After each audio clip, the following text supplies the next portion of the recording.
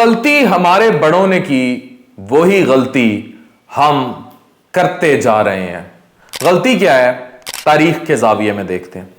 دنیا کا پہلا قرآن پاک کا جو نسخہ پبلش ہوا تھا وہ 1537 میں اٹلی کے شہر وینس کے پرنٹنگ پریس میں چھاپا گیا تھا۔ دوسرا 1694 میں ہیمبرگ جرمنی اور تیسرا روس میں چھاپا گیا تھا۔ اب یاد رکھیں کہ مسلمان اس دور میں پرنٹنگ پریس کو حرام قرار دے رہے تھے اور یہ پرنٹنگ پریس کو مان نہیں رہے تھے۔ اب انہوں نے کیا کرتے جا رہے تھے؟ تقریباً 1485 میں سلطان بایزید دوم نامی ایک شخص جو خلیفہ تھے، انہوں نے علماء کی مدد سے پرنٹنگ پریس اور اس کی جتنی بھی دیگر مصنوعات تھیں ان پر بدترین پابندی لگا دی۔ اس کے بعد 1515 میں سلطان سلیم نامی ایک بادشاہ نے 2 قدم آگے بڑھا اور اس نے یہ فرمان جاری کیا کہ اگر کسی بھی شہری کے پاس پرنٹڈ ایسا کوئی نسخہ یا مطبوعہ کتاب پائی گئی تو اسے قتل کر دیا جائے گا۔ اب یاد رکھیں کہ یہ وہ وقت تھا جب 2 کروڑ سے اوپر پبلیکیشنز یعنی پرنٹنگ کوئی بھی کتابیں پورے یورپ میں پبلش کی جا چکی تھی۔ اس سے پہلے 1492 میں سلطنت عثمانیہ کی ہم اثر ریاست جو تھی، جسے ہم اندلس اسپین کے نام سے جانتے ہیں، ان کے چند یہودیوں نے عثمانی سلطان کو ایک عرضی دی تھی کہ ان کے پاس ایک پرنٹنگ پریس ہے اور وہ انہیں اس سے استفادہ کرنے کی اجازت دیں۔ سلطان نے ان یہودیوں کو، آج 2% یہودی جو ہے نا وہ دنیا کی پوری اکانومی پر راج کر رہے ہیں، انہوں نے ان یہودیوں کو سلطان نے اس شرط پہ اجازت دے دی کہ کسی مسلمان کو قطعی طور پر کچھ چھاپنے کی اجازت نہیں دو گے، اگر ایسا کر سکتے ہو تو تم پرنٹنگ پریس لا سکتے ہو۔ اس طرح اسپین کے یہودیوں اور عیسائیوں نے کیا کیا کہ انہوں نے پرائیویٹ پریس کے ذریعے لاکھوں کتابیں چھاپی۔ اب اسی سے مسلمانوں کے علاوہ باقی قومیں بھی مستفید ہونا شروع ہو گئیں اور ایکسپٹ مسلمان سب کو پرنٹنگ پریس کی لت لگ گئی۔ اب یہ وہ وقت تھا جب علم و فنون کے جو جنون ہے وہ انگڑائی لے رہے تھے، فنون لطیفہ کی نئی اصطلاح جنم لے رہی تھی، جبکہ ہم دقیانوسی سوچوں میں پھنسے ہوئے تھے۔ مسلمان جو دنیا تھی اس پر جمود کا بستر تھا اور ان کو اوڑھنے کی تیاری تھی۔ اسی طرح اس کتابی پبلشنگ کے جو انقلاب آیا، اس سے بہت سارے انجینئر، ڈاکٹرز، ماہر طبیعیات، ریاضی دان، ماہر فلکیات یہ سب پیدا ہوئے، but all of them were either یہودی اور کرسچنز، مسلمان نہیں تھے۔ ٹھیک ہے، 7ویں صدی سے 13ویں صدی تک سارا یورپ کا جو جہالت کے اندھیرے میں سویا رہا تھا، اور یہ سارا خزانہ یہ جو آپ پڑھتے ہیں، اتنے بڑے بڑے ڈاکٹرز پڑھتے ہیں، انجینئرز پڑھتے ہیں، اتنی بڑی بڑی آپ کو پتہ ہے کہ دریا کی میں جب کتابیں بہائی گئیں جو ہاتھ سے لکھی ہوئی تھی مسلمانوں کی، تو دریاؤں کے رنگ نیلے ہو گئے تھے۔ تو یہ ساری جو ڈومیننسی تھی، مسلم ڈومیننسی، یہ ایک پرنٹنگ پریس کے خلاف ہونے کی وجہ سے مسلمان بہت پیچھے رہ گئے۔ پھر پہلی صلیبی جنگ ہوتی ہے 11ویں صدی میں، عیسائیوں نے یروشلم پہ قبضہ کیا اور بہت سارے مال غنیمت کے ساتھ کاغذ بھی ان کے ہاتھ آ گیا۔ اسی کاغذ سے پھر پرنٹنگ پریس اور انقلاب آیا۔ 17ویں صدی تک مسلمان جمود میں رہے۔ بالآخر 1720 میں ایک نو مسلم ابراہیم المکاتر تھا، جو تھا عیسائی لیکن مسلمان ہوا تھا۔ اس کو یہ خیال آیا کہ یار اگر یہ چیزیں چلتی رہیں تو مسلمان تو پھر تباہ ہو جائیں گے۔ یعنی ایک عیسائی نے مسلمانوں کو جھنجھوڑا کہ بھائی آپ کیا کر رہے ہو۔ تو انہوں نے کیا کیا، وہ اس وقت کے جو مفتی اعظم تھے ان کے پاس عرضی لے کے گیا کہ 300 سال ہو گئے ہیں یورپ میں پرنٹنگ پریس کھلا ہوا ہے، اب خدا کے لیے ہوش کے ناخن لیں، اگر آپ یہی کام کرتے رہے تو مسلمان تباہ ہو جائیں گے، اب تو جاگ جائیں۔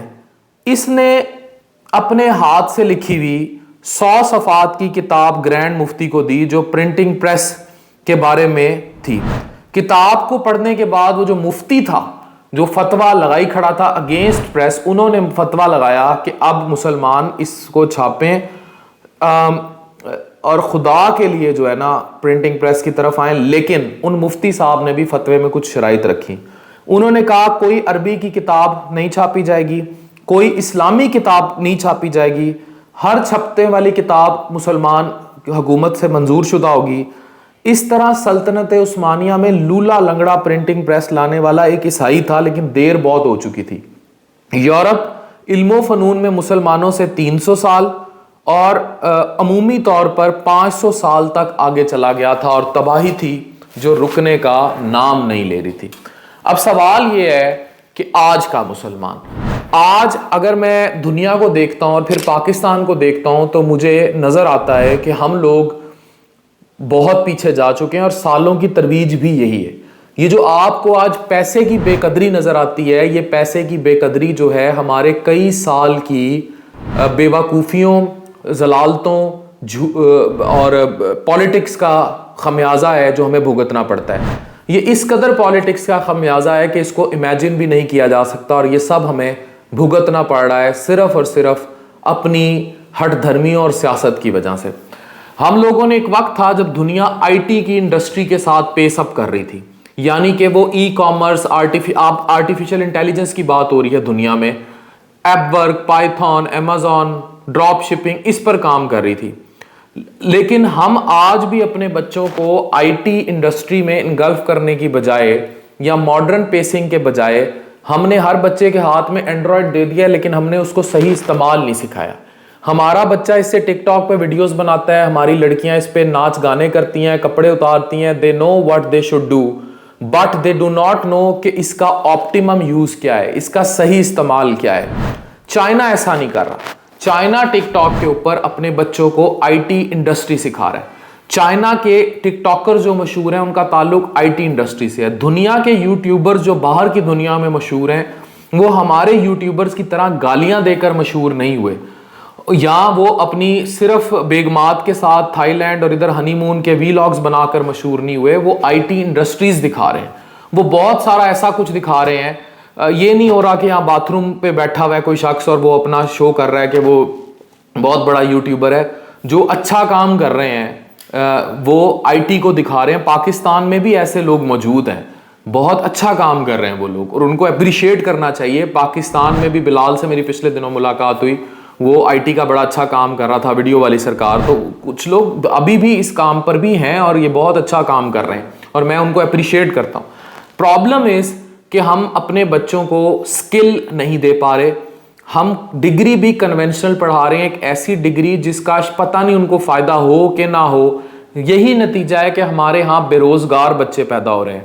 کرنٹلی جن ڈاکٹرز، انجینئرز کے پاس یا کنونشنل ڈگری لیے جن لوگوں کے پاس روزگار ہے، ان میں سے اکثریت یا تو انہوں نے کوئی ہیلتھ کلبز کھولے ہوئے ہیں، یا انہوں نے کوئی آئی ٹی انڈسٹری پکڑ لی ہے، یا وہ بیٹھ کے فون ٹھیک کر رہے ہیں۔ اگر انہی بچوں کو آن لائن لنکنگ کا کام سکھا دیا جاتا، امیزون سکھا دیا جاتا، ڈراپ شپنگ، پائتھون، اب یہ سب کچھ سکھا دیا جاتا تو یہ بچے فرق ہوتے۔ لیکن ہم ان کو اس کی طرف نہیں لے کے گئے۔ ہم نے ان کو وہی پرانا مطالعہ پاکستان پڑھایا جس کو اب پڑھنے کا کوئی فائدہ نہیں۔ اور اب پاکستان کو جب میں دیکھتا ہوں، پاکستان کی تباہ حالی دیکھتا ہوں، بنگلہ دیش کو دیکھتا ہوں، تو مجھے احساس ہوتا ہے اس بات کا کہ شاید جو ہم مطالعہ پاکستان کی کتابوں میں پڑھتے رہے ان میں بہت ساری چیزیں جو تھیں وہ گھما پھرا کے پڑھائی گئیں، اس میں بہت ساری حقیقتیں شاید چھپائی گئیں۔ اور اب جب سیاست دانوں کے بیلوں کے سینگ آپس میں پھنسے دیکھتا ہوں تو مجھے اندازہ ہوتا ہے کہ یہاں یونٹی نام کی تو چیز نہیں، ہم نے تو دو بیلوں کے اکٹھے رہنے کی کہانی پڑھی تھی۔ یہاں تو دو بیل لڑ رہے ہیں، ایک طرف عامر ہیں، دوسری طرف سیاستدان ہیں، اور سیاستدان بھی آپس میں لڑ رہے ہیں۔ تو ملک کی جو تباہی ہے، اس تباہی نے سب تباہ کر دیا ہے۔